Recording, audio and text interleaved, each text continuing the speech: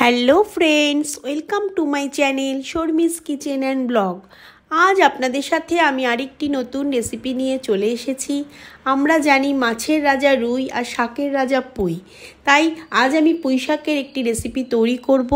আপনারা হয়তো পুঁই শাককে নিরামিষ কিংবা মাছের মাথা দিয়ে অনেকেই রান্না করেছেন, কিন্তু কারা কারা চিংড়ি মাছ দিয়ে পুঁই শাকের চচ্চড়ি রান্না করেছেন আমাকে একটু কমেন্ট করে জানাবেন।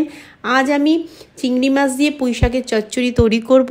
তাহলে আজ আমি রেসিপিটি কিভাবে তৈরি করছি চলুন দেখে নেওয়া যাক।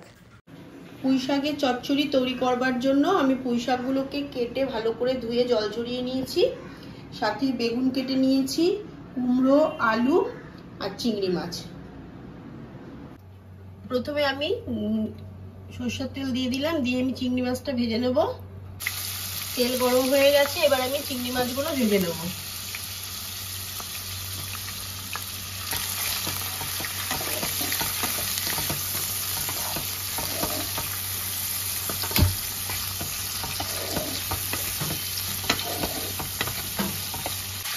চিংড়ি মাছ ভাজার মধ্যে একটু হলুদ দিয়ে দিলাম, একটু লবণ দিয়ে দিলাম,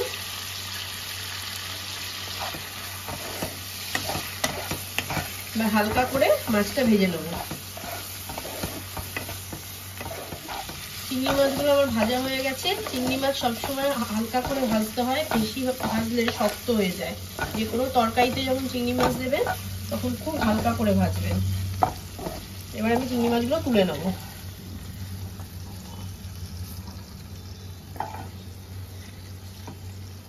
চিংড়ি মাছ ভাজা তেলের মধ্যেই আমি দুটো শুকনো লঙ্কা আর একটু পাঁচফোড়ন দিয়ে দিলাম। ফোড়নটা একটু ভাজা ভাজা করে নেব। ফোড়নটা ভাজা হয়ে গেছে, এবার আমি সবজিগুলো দিয়ে দেবো।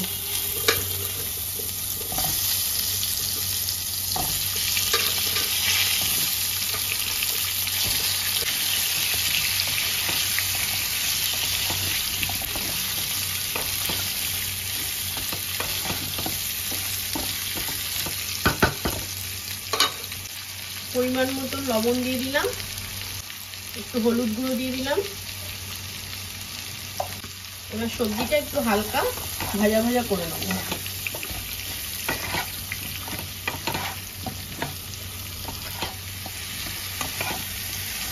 সবজিগুলো আমার হালকা ভাজা হয়ে গেছে, এবার আমি একটু জিরার গুঁড়ো দিয়ে দেবো।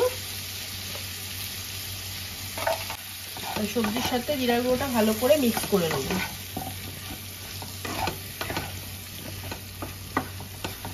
এবার পুঁই শাকগুলো দিয়ে দেবো।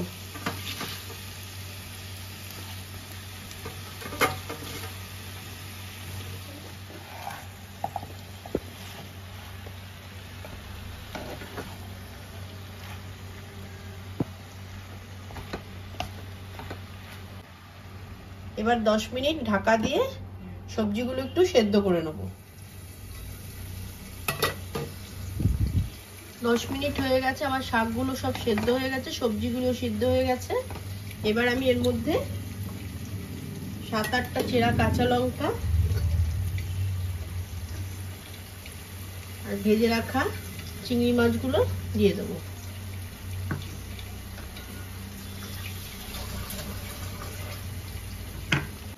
যে কোনো শাকে একটু মিষ্টি না দিলে ভালো লাগে না, তাই একটু চিনি দিয়ে দিলাম।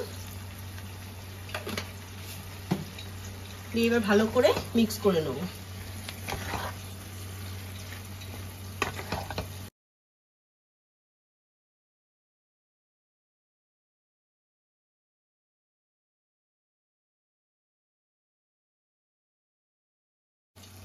ঢাকা দিয়ে আরো 5 মিনিট রান্না করে নেব।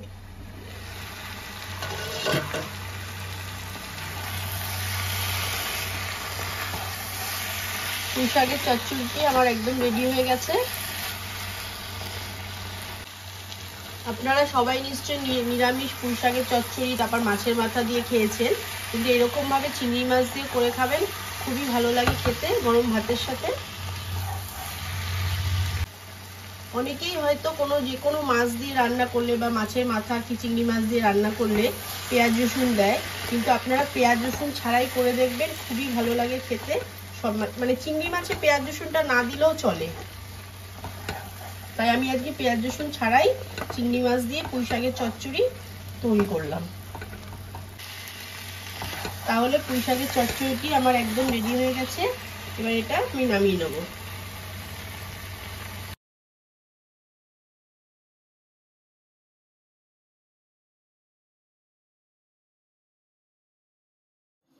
তাহলে ফ্রেন্ডস, আমার এই চিংড়ি মাছ দিয়ে পুঁই শাকের চচ্চড়ি রেসিপিটি একদম রেডি হয়ে গেছে। এবার আপনারা এটা গরম গরম ভাতের সঙ্গে, ভাতের প্রথম পাতে দুপুরবেলা খাবেন, খুবই ভালো লাগবে খেতে।